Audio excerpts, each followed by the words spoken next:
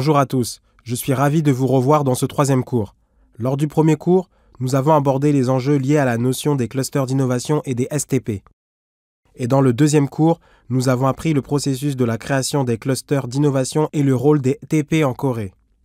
Ensuite, dans le troisième cours, nous allons voir les cas de construction des clusters d'innovation dans diverses régions du monde, examinerons quels sont les points communs, les différences entre eux et quels sont les points de suggestion. Le troisième cours est constitué en 5 chapitres. Je commencerai d'abord l'introduction parce que j'ai préparé brièvement. Ensuite, dans le deuxième chapitre, nous allons voir les cas et particularités de construction des clusters d'innovation aux États-Unis. Après, dans le troisième chapitre, les cas de construction des clusters d'innovation en Europe et enfin dans le quatrième chapitre, ceux des clusters d'innovation en Asie. Après cela, nous discuterons sur les points de suggestion et cinquièmement, je vais finir par présenter les cas des clusters d'innovation mondiaux. Voici d'abord la partie d'introduction. L'urbaniste britannique Peter Hall a écrit un grand ouvrage qui atteint à 1200 pages. En 1998, il a écrit un ouvrage intitulé « Ville dans la civilisation ». Dans cet ouvrage, l'urbaniste se demande qu'est-ce qui a historiquement conduit à l'âge d'or d'une ville en particulier. Et il se demande ainsi pourquoi le succès créatif et innovant d'une ville ne dure-t-il pas longtemps et passe-t-il le relais à d'autres villes. C'est pourquoi il explique comment ces villes se sont développées à des moments précis à travers les longues histoires de la civilisation humaine, depuis Athènes, Rome, Venise, puis Vienne, Paris, Londres, Berlin et la Silicon Valley. En conclusion, ce que Peter Hall affirme, c'est que l'environnement de l'innovation urbaine est un écosystème humain avec un nombre relativement important de personnes créatives et que l'essentiel est l'ouverture. En d'autres termes, celui-ci ajoute que les villes ayant l'esprit ouvert peuvent attirer beaucoup de talents de l'extérieur et peuvent aussi créer des résultats d'innovation et c'est ainsi qu'elles se sont développées. Si tel est le cas, et la manière de construire un tel écosystème sera importante à l'avenir, et la réponse sera trouvée via les incitations politiques et l'atmosphère nécessaire pour découvrir et attirer une main-d'œuvre technique essentielle. Je pense donc que c'est la raison pour laquelle les TP et de nombreuses régions s'efforcent d'établir divers STP, parcs de recherche et universités. Safi Bahcall a récemment écrit un ouvrage en 2019 dont le contenu est le Loonshot. Loonshot est une personne qui défend une idée nouvelle et travaille dur sur un projet qui est traité comme un fou et ignoré par tout le monde. D'autre part, Moonshot est un projet de recherche qui a investi beaucoup de main-d'œuvre et de ressources en prévision de résultats très importants.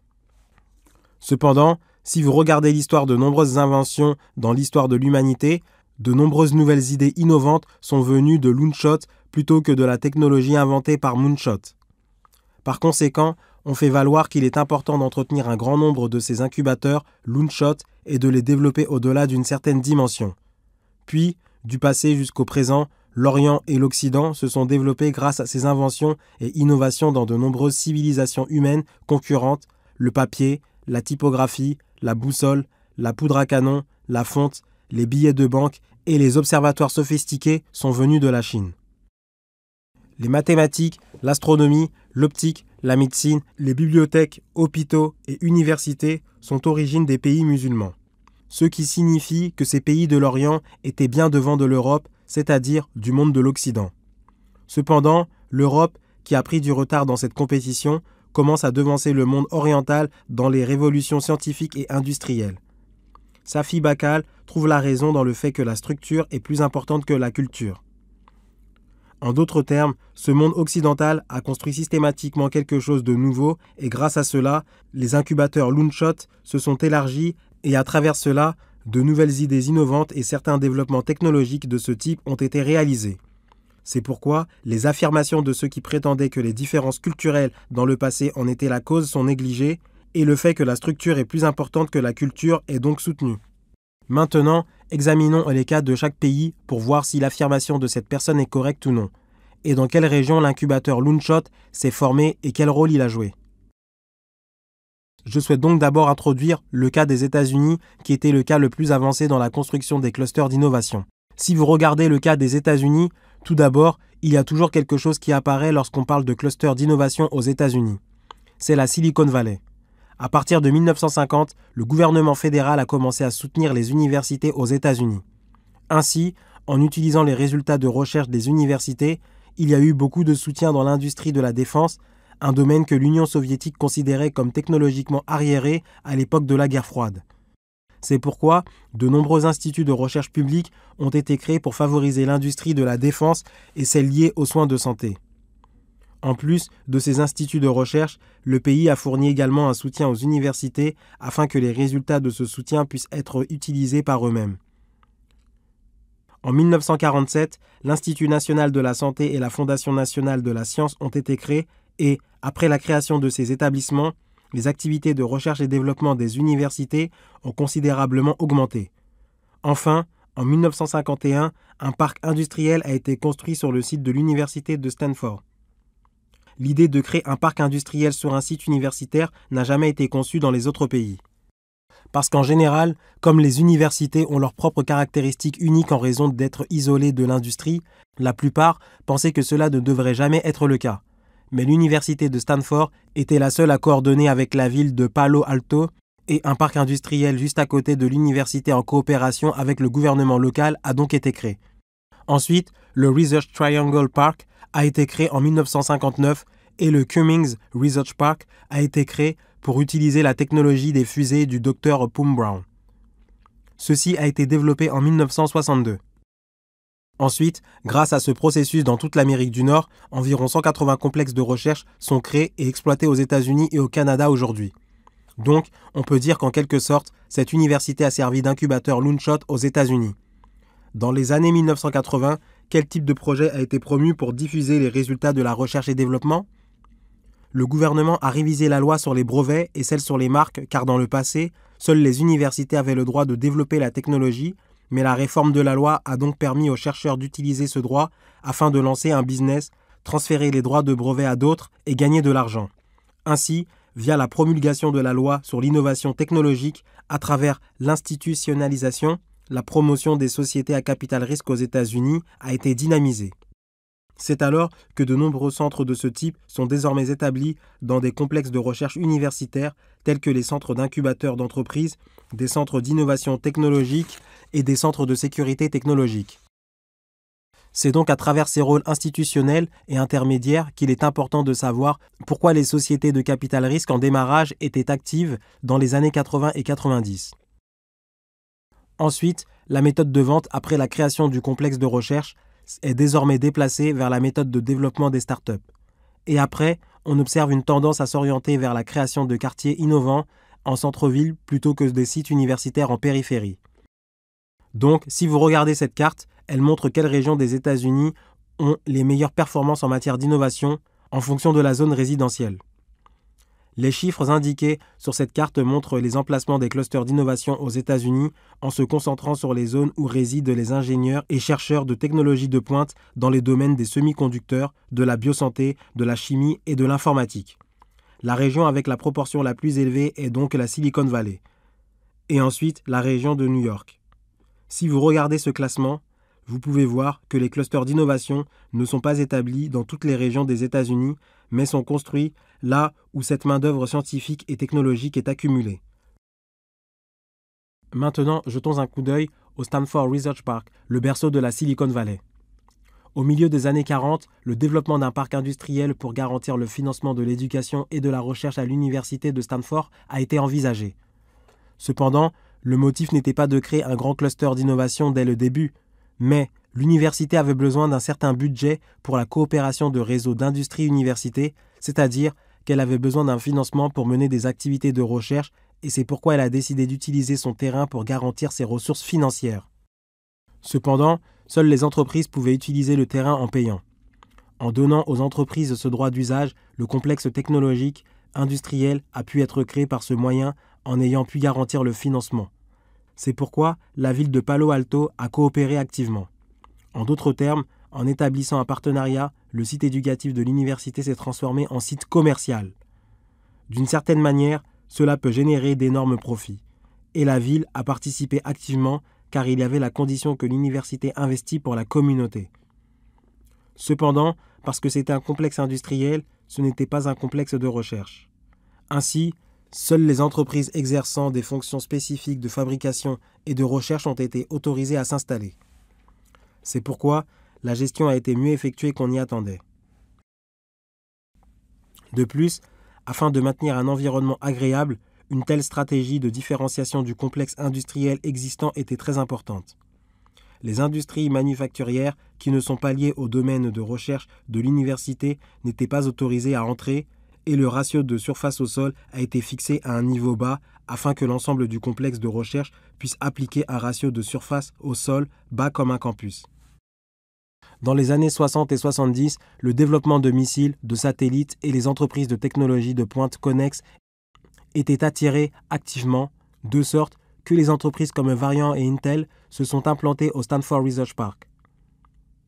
Au milieu des années 70, le nom du complexe industriel a été changé en complexe de recherche car il ne correspondait pas aux caractéristiques du complexe industriel.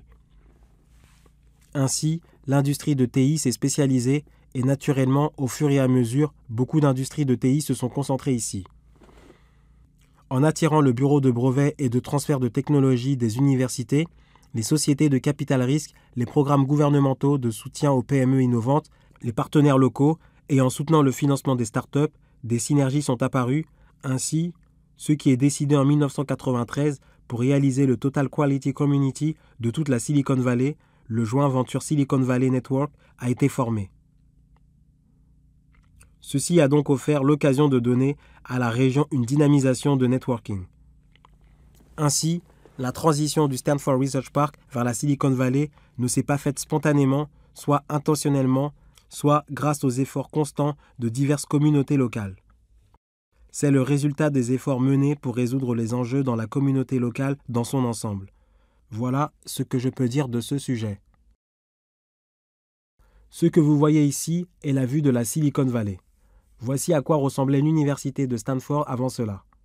En 1881, Leland Stanford, qui a accumulé sa richesse grâce à l'industrie sidérurgique et ferroviaire, avait l'intention de faire un don à l'université de Harvard à l'origine, mais il a ensuite changé d'avis. Pensant que la région de l'Ouest des États-Unis avait également besoin d'une université similaire à celle de la région de l'Est, il a fait créer l'université dans son site agricole et grâce à une philosophie pédagogique pragmatique approfondie, l'université est devenue la première privée mixte encourageant les études pragmatiques. Sans lui, on ne peut pas donc imaginer l'université de Stanford d'aujourd'hui. Ensuite, Frederick Terman a proposé de créer le Research Triangle Park avant qu'il y avait la Silicon Valley. Le besoin d'une coopération d'un réseau d'industrie-université se faisait vivement sentir. C'est pourquoi le site inutilisé de l'université de Stanford a été envisagé et maintenant, un complexe a été construit en 1951 où les entreprises ont commencé à s'installer, montrant à quoi il ressemblait dans les années 50 et 60. Mais si vous regardez attentivement l'histoire de la Silicon Valley, Frederick Terman incite William Shockley, lauréat du prix Nobel, à retourner dans sa ville natale et lui propose de faire des recherches et créer une entreprise dans le Stanford Research Park. Alors William Shockley est venu et 8 de ses élèves l'ont suivi et après avoir travaillé pour une entreprise appelée Fairchild pour les semi-conducteurs pendant 2 ans, chacun de ses élèves ont lancé leur propre entreprise. Ainsi, 8 nouvelles entreprises ont été créées. L'entreprise qu'ils ont fondée était Fairchild et Intel, et celle fondée par les 2 élèves de Terman était l'entreprise HP. Au fur et à mesure que ces entreprises se sont rassemblées et que des entreprises telles que la société de capital risque Kleiner Perkins ont également été créées, le cluster d'innovation de la région qui est la Silicon Valley s'est développé. Voilà à quoi ça ressemble aujourd'hui. Ainsi, la Silicon Valley qui a commencé comme ça accueille maintenant des entreprises comme Google et Facebook qui a récemment changé son nom en tant que Meta. Mais la Silicon Valley n'est en effet pas le nom du lieu officiel que l'on peut trouver sur la carte. Un journaliste qui publiait un magazine lié au TI a d'abord appelé la Silicon Valley comme un surnom et ensuite ce surnom est devenu célèbre et le cluster d'innovation que nous connaissons aujourd'hui sous le nom de la Silicon Valley est connu comme une zone où la recherche et le développement et les startups sont toujours actives. D'une certaine manière, la Silicon Valley est considérée comme un cluster qui s'est développé spontanément et en comparaison, le Research Triangle Park est connu comme un cluster qui a été intentionnellement et délibérément créé grâce aux efforts incessants de l'État et de la communauté locale afin d'améliorer la structure industrielle locale sous-développée. C'est la raison pour laquelle le complexe de recherche a été créé dans cette région. Était pour aider des talents à ne pas partir dans d'autres régions après l'obtention de leur diplôme. C'est pourquoi le gouvernement central et local et les partenariats étatiques ont déployé les efforts afin de créer un parc de recherche sur une surface de 28 km². Et avec le Research Triangle Park, nous avons installé tous ces instituts de recherche dans le premier complexe de recherche. Et les gouverneurs et les politiciens se sont mobilisés et ont travaillé ardemment pour attirer ici les instituts de recherche fédéraux et étatiques. Ainsi, le résultat s'est finalement avéré par la revitalisation du complexe de recherche et maintenant, IBM a créé ici un centre de recherche de TI en 1953 et ensuite, de nombreuses entreprises pharmaceutiques internationales qui font des recherches et vendent leurs produits aux hôpitaux de la région ont ainsi créé leur département de recherche ici. En plus de ces efforts, les universités ont installé des centres de gestion de la propriété intellectuelle et d'enseignement supérieur et le gouvernement de l'État a créé le Microelectronic Centers for North Carolina et le MCNC qui est le North Carolina Biotechnology Center en abrégé. Ensuite, le comité de développement des entreprises et un incubateur d'entreprises ont été créés et un partenariat régional a été construit. Ainsi, grâce à ces institutions, 20 à 30 ans plus tard, ce lieu a pu fonctionner comme un cluster d'innovation. Après 2000, plutôt que d'attirer les instituts de recherche des grandes entreprises, des efforts ont été faits pour incuber et développer les sociétés à capital risque. Et en 2011, même si 30 ans se sont écoulés depuis l'établissement d'un plan de développement global pour le perfectionnement structurel du complexe de recherche, il reste toujours de la place dans le terrain du complexe. Ce qui signifie que le site n'a été vendu ou loué que s'il était absolument nécessaire qu'une nouvelle entreprise s'y installe. Ainsi, en utilisant ces sites, des entreprises, des installations commerciales, des hôtels et des installations de congrès ont été construits et 40 000 logements autour du complexe ont été développés pour que ce cluster d'innovation puisse se développer en tant que cluster proche de la résidence. Le Research Triangle Park est donc un cas exemplaire d'un passage d'un simple complexe de recherche à un district d'innovation grâce à de tels efforts incessants. En effet, j'ai étudié ici pendant 5 ans en faisant des recherches sur la région et j'ai pu apprendre ce cas en rédigeant une thèse sur le Research Triangle Park. Voici un exemple de la mise en œuvre d'un cluster d'innovation, c'est le bâtiment du Research Triangle Institute dans le Research Triangle Park. En effet, cet institut a été créé dans le but de soutenir diverses recherches liées aux sciences humaines et sociales, aux sciences naturelles et à l'ingénierie pour soutenir les entreprises qui s'installent ici. Désormais, appelé RTI International, il est devenu un institut de recherche international et mène des activités de recherche pour de nombreuses entreprises à travers le monde. Donc, il se trouve différents organismes de soutien ici. Et si vous regardez la carte dans le cercle ici, vous pouvez voir qu'on lui a donné le nom de Research Triangle Park. Il y a une université dans cette petite ville universitaire appelée Chapel Hill. Il y a l'université d'État de Caroline du Nord qui se trouve dans la capitale Raleigh, puis l'université Duke située à Durham. Bien que ces 3 universités ne soient pas si célèbres individuellement, si on additionne les main-d'œuvre de recherche de toutes ces 3 universités, on peut dire qu'elles sont comparables à celles de Harvard. Cependant, au centre de ces 3 villes, le Research Triangle Park de la Grande-Bretagne a été construit sur une échelle de 28 km². En utilisant un tel triangle appelé Research Triangle comme une marque, les bâtiments sont construits avec différents triangles et ces logos sont également utilisés sous la forme d'un triangle.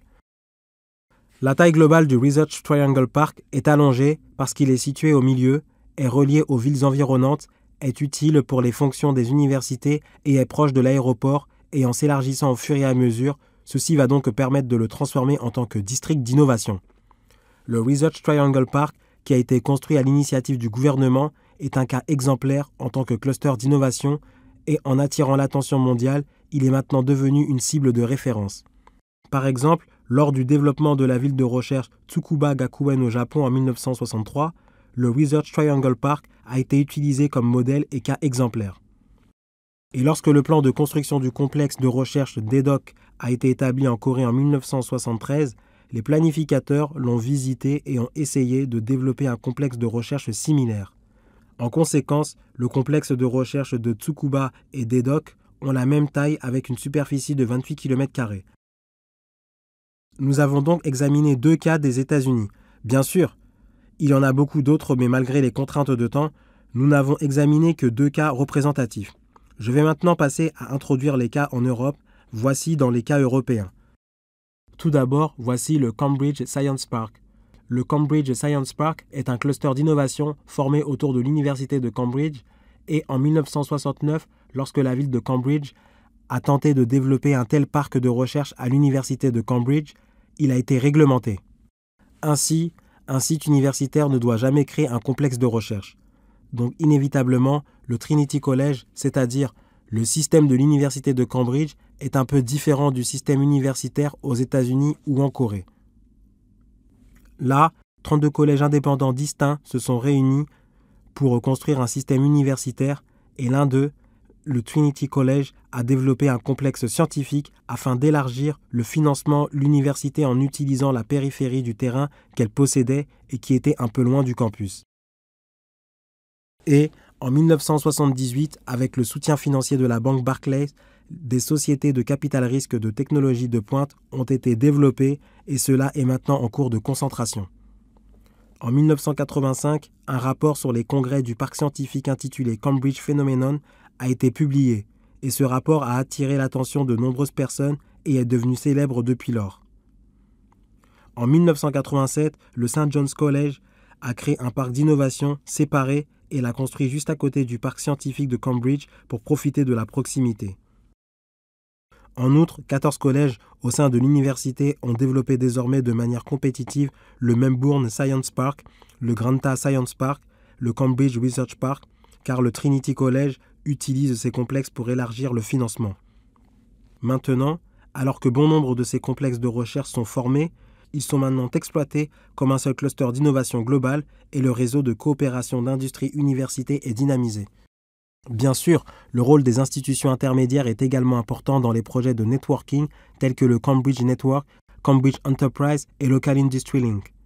Ainsi, à travers ce processus, un département en charge de la coopération de réseaux d'université-industrie a été créé aujourd'hui et il se transforme en un cluster d'innovation où le transfert de technologies, le soutien au business et les fonds de lancement de business sont activement exploités.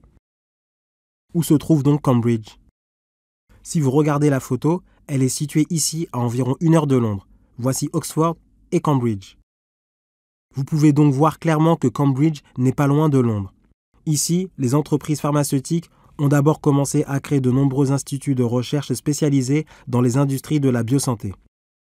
Et diverses installations commerciales ont été développées autour du Cambridge Science Park ces dernières années et l'ensemble fonctionne comme un cluster d'innovation. Maintenant, de nombreux projets de développement nécessaires sont en cours. Vous pouvez donc voir qu'il a pris une forme différente de celle que j'ai visitée il y a 20 ans. Le deuxième cas européen est celui du Kista Science City. Kista Science City est un cluster d'innovation situé en Suède. Dans les années 70, le site de la base militaire a été déplacé vers une ville appelée Kista, à la périphérie de Stockholm, et il a fallu la réutiliser. À cette époque, un plan a été établi pour y construire un complexe industriel de technologie de pointe. Et en 1976, l'entreprise de télécommunications Ericsson a installé son institut de recherche et 2 ans plus tard, la multinationale IBM a installé son institut de recherche près de celui de Ericsson pour étendre ses instituts de recherche européens. Et maintenant, les entreprises de TI commencent à affluer ici. En 1986, les gouvernements central et local et l'École royale polytechnique ont coopéré pour créer une fondation qui peut contribuer à l'innovation technologique informatique au nom de Electrum. Cependant, lorsque cette fondation a été créée, le gouvernement a fourni beaucoup de soutien indirect par le biais de cette fondation, et Electrum a alors créé une société par action appelée Kista Science Park.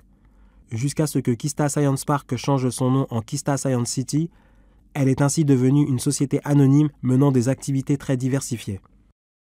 Ainsi, en quelque sorte, elle exerce diverses activités dans la mesure où elle est reconnue comme une entreprise d'aménagement urbain. C'est pourquoi, en 1999, l'École royale polytechnique et l'Université de Stockholm ont investi conjointement pour la création de l'Université de l'information et de la communication pour l'éducation et la formation du personnel technique des TIC dans le complexe de recherche, et celle-ci a géré le programme de coopération d'industrie-université pendant 10 ans. Le rôle de l'université était donc crucial. Après qu'Electrum a créé le Kista Technology Innovation Center, en 2007, il a été converti en Technology Innovation Growth Co. Ltd. Ensuite, voici maintenant diverses sociétés de capitaux, puis des centres de croissance, des forums de leadership, des plateformes de communication, qui ont rendu le réseau de coopération d'industrie, universités, instituts de recherche plus riche. En conséquence, d'ici 2022, un cluster d'innovation dans le domaine des TIC, avec au total 972 entreprises résidentes et une population active de plus de 32 000 personnes est mise en place. Voici la vue de Kista Science City, et c'est une carte qui indique la zone où les complexes de recherche sont concentrés et montre ensuite où se trouve le Kista. Lorsque le siège d'Ericsson a déménagé sur ce site, l'agglomération a commencé à avoir lieu. Donc, ce qui est important ici, c'est ce bâtiment de la fondation Electron. Bien qu'il s'agisse d'une fondation créée par la coopération de la ville de Stockholm, d'Ericsson et du gouvernement suédois, il a servi en quelque sorte de vecteur pour la coopération d'industrie-université. Ici se trouvent des instituts de recherche, il y a aussi des filiales qui accomplissent des profits. À travers divers efforts, Kista a beaucoup œuvré pour devenir un cluster d'innovation et maintenant, ceux-ci gèrent toutes les installations, y compris le centre commercial de la tour Kista de 32 étages qui est le siège social. Passons ensuite au cluster d'innovation en Asie. Nous allons maintenant découvrir les clusters d'innovation asiatiques. Le premier est celui du Zhongguancun en Chine. C'est un cluster formé autour de l'université de Pékin et de l'université de Tsinghua en Chine. En 1988, il se trouve la désignation du district de Hejian comme zone expérimentale de Pékin. Un complexe de recherche scientifique favorisant les industries de technologie de pointe grâce aux activités de recherche et développement a donc été désigné. Ainsi, en 1999, le gouvernement de la ville a changé le nom en Zhangguangun et ceci est devenu en quelque sorte un nom de marque. En 1992, Zhangguangun, l'université de Pékin, a construit un parc industriel de technologie de pointe à proximité. Après cela, en concurrence avec d'autres universités, 10 parcs ont été créés sous le nom de parc de technologie de pointe, parc industriel, parc scientifique et parc de recherche. Puis, le gouvernement chinois a fait réunir 213 instituts de recherche, dont l'Académie chinoise des sciences dans la région de Pékin. Comme c'est un si grand pays, il y a beaucoup d'instituts de recherche, donc une main-d'œuvre de recherche abondante qui est rassemblée ici. Des sociétés de capital risque issues de 73 universités, dont l'université de Pékin, continuent de se rassembler à Zhongguancun et, à la fin des années 90, des entreprises étrangères cherchant à s'implanter en Chine et qui souhaitent utiliser la main-d'œuvre technique chinoise comme IBM, Intel, Lucent Technologies, Siemens s'installent dans cette zone. Et c'est comme ça que les entreprises étrangères installent leurs instituts de recherche. Par conséquent, en 2009, elle a été désignée zone de démonstration de l'innovation nationale de Zhongguancun et divers complexes industriels de TI, dont le complexe industriel de Shangdi à la périphérie de la ville, c'est-à-dire des complexes industriels pouvant accueillir des fabricants, sont en cours de développement.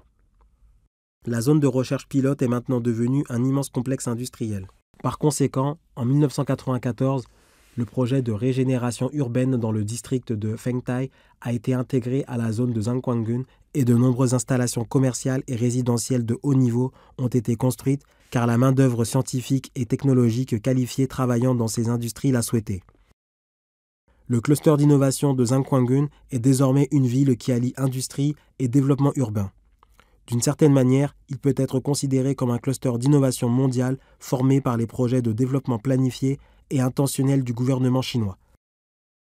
Il s'agit du IC Design Park et du Life Science Park situé à Zhongguancun qui a une dimension énorme, mais si vous regardez la région de Pékin, parce que les anciens murs de la ville ont été démolis et qu'un réseau routier y a été construit, sa taille est en effet immense. Voici le réseau de circulation depuis le centre. Il se trouve la zone 1, 2, 3, 4, 5. Ceci s'étale et en tout, il est constitué jusqu'à la zone 8. Les complexes industriels et scientifiques et de recherche sont principalement concentrés dans ce cercle qui correspond aux zones 4 et 5. Aujourd'hui, 400 000 chercheurs et plus de 200 universités se sont regroupés pour fonctionner comme un cluster d'innovation qui dynamise la région. Ensuite, voyons maintenant le deuxième plus grand pays d'Asie, c'est le Bangalore Software Park de l'Inde. En 1985, le Texas Instruments fait son entrée à Bangalore, la capitale de l'État du Karnataka dans le sud-ouest de l'Inde. En quelque sorte, le gouvernement indien a créé un parc informatique à titre expérimental pour attirer les entreprises étrangères. Et en 1986, le Bureau de développement de logiciels du gouvernement indien a été créé. L'Inde voulait essayer d'imiter le développement industriel comme d'autres pays, de sorte que la base de l'industrie manufacturière était trop faible. Par conséquent, l'Inde a créé le Bureau de développement de logiciels et a créé le ministère de l'Information et de la Communication en 1991, pensant qu'il valait mieux se spécialiser dans le développement de logiciels plutôt que dans la fabrication de l'industrie de TI, car l'Inde dispose d'une main-d'œuvre abondante. Elle a donc commencé à créer les Software Technology Parks dans 16 villes à travers le pays. Bangalore Software Technology Park. Le complexe pilote représentatif a été le Bangalore Software Technology Park. Puis, en 1994, Infosys, la plus grande entreprise de TI indienne, a déménagé à Bangalore et, après l'indépendance, de nombreuses universités, instituts scientifiques et écoles de TI ont été créées. Ceux-ci ont finalement commencé à créer ces universités peu de temps après l'indépendance de l'Inde en 1948. Ce qui a ensuite joué un rôle dans la fourniture de la main-d'œuvre nécessaire pour développer l'industrie du logiciel. Ainsi, afin de construire un solide réseau de coopération d'industrie-université, diverses installations ont été développées et construites. Si vous regardez comment l'industrie indienne du logiciel et le cluster d'innovation breveté dans l'industrie des TIC se sont développés, la région de Bangalore a un climat très agréable. C'est pourquoi, durant la colonisation britannique, les établissements d'enseignement et complexes de logement ici comptaient un grand nombre de talents. Par conséquent, le niveau technologique dans le secteur de TI était élevé et il y avait un soutien actif du gouvernement de sorte qu'une infrastructure informatique de classe mondiale a été établie. Ensuite, il y a une organisation appelée NASSCOM qui sert de pont entre le gouvernement et les entreprises et d'une certaine manière, elle joue un rôle similaire du TP coréen. En d'autres termes, on peut dire que le rôle de NASSCOM, qui est une organisation de services logiciels gérée par l'État, agissant comme intermédiaire entre le gouvernement et les entreprises privées, était également très important. Voici les bâtiments du Bangalore Software Technology Park en Inde. En effet, ici le rôle des universités était crucial. Si vous regardez où se trouvent les software parks en Inde, vous pouvez voir qu'ils sont répartis de manière équilibrée dans tout le pays. Récemment, en plus des complexes de technologie logicielle, environ 10 complexes de technologie de la biosanté ont été créés et entretenus à l'échelle nationale. Donc, vous pouvez voir que le gouvernement indien fait intentionnellement de grands efforts pour favoriser une nouvelle industrie à l'avenir. Et voici le dernier cas qui est celui de la Malaisie.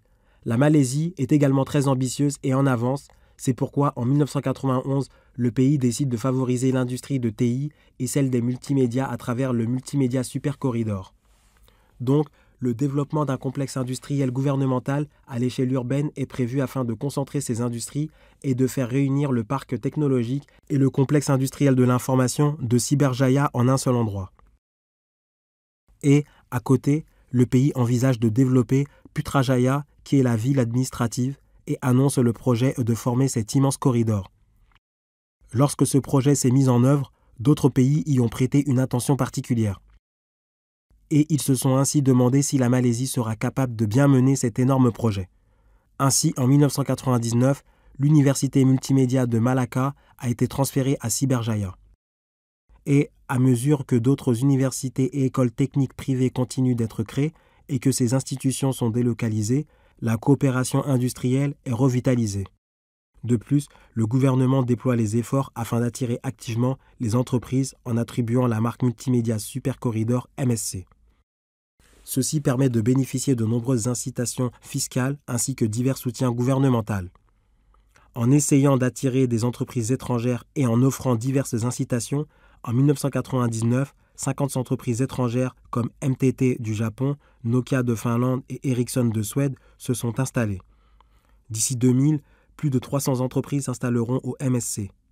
Et en 2012, Multimedia Development Corporation, l'organe de gestion de MSC, est désormais en charge du développement et de la gestion et MDC change de nom pour refléter l'importance de l'économie numérique.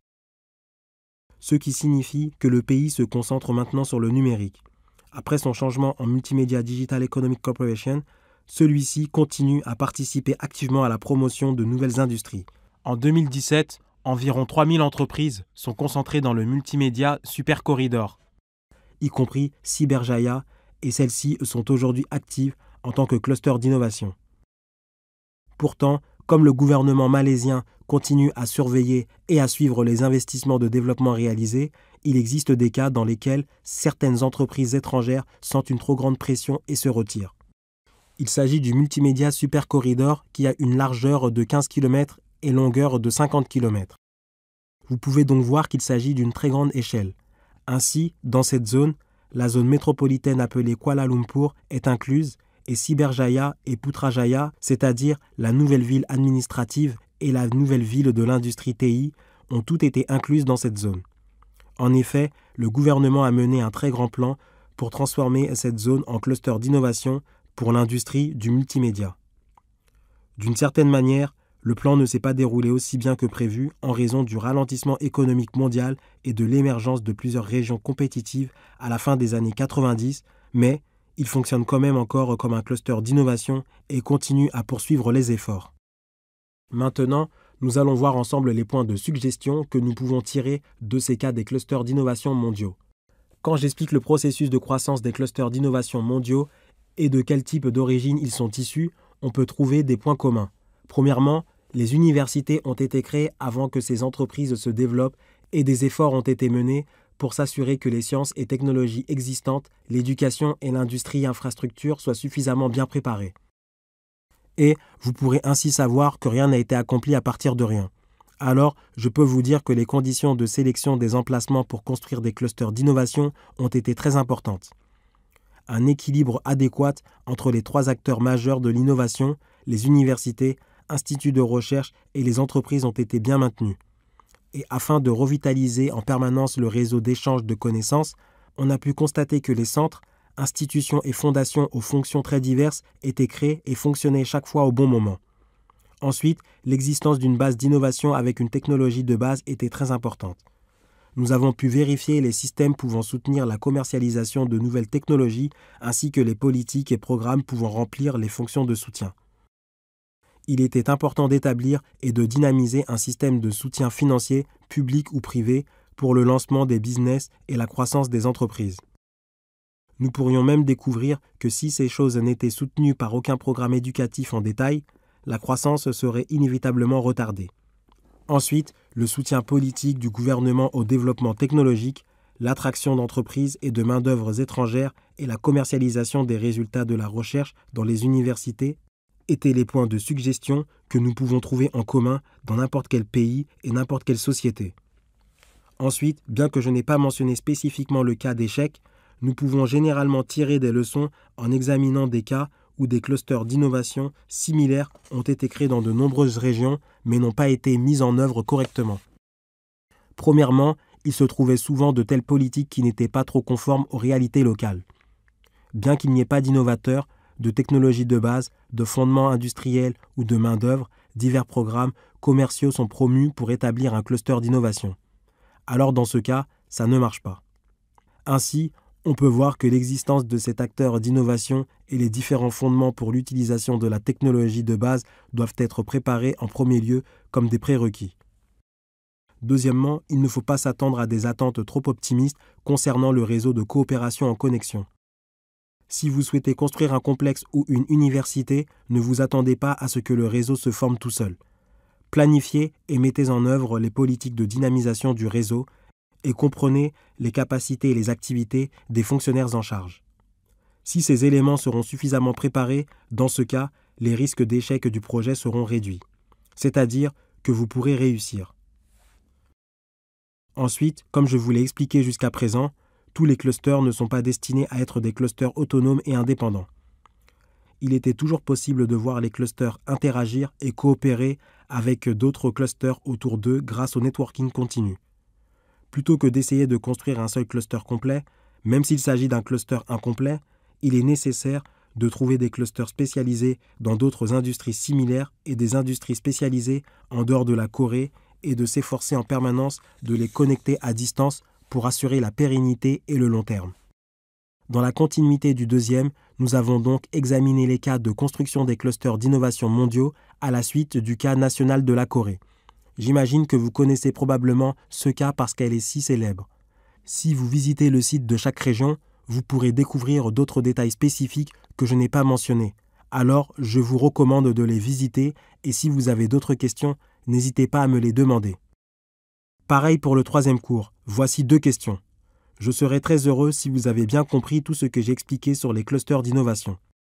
Je pense que si vous pouvez mieux utiliser la politique des clusters d'innovation et que vous pouvez contribuer à bien construire le cluster d'innovation dans votre région, j'ai bien assumé ma responsabilité en donnant ces cours. Quoi qu'il en soit, merci beaucoup d'avoir assisté à mes cours. Je vais maintenant finir le cours. Je vous remercie.